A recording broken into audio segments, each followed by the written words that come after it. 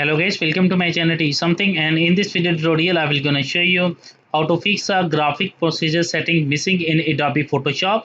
So how can fix this type of error? Let's get started. Before starting off the video, I humbly request you please subscribe my YouTube channel for more updates. So let's see start. Okay guys, first of all going to your settings of your Windows. After doing this step, go to your system, go to your display and go to your graphics. Click on a browse, and after doing this tab, go to your computer C drive. Click on program files. Click on Adobe. Open a Adobe Photoshop folder.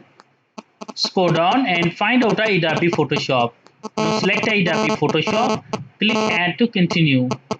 After that, go to your options. Select a high performance. Click Save to continue and close it. After doing this step, open a Adobe Photoshop.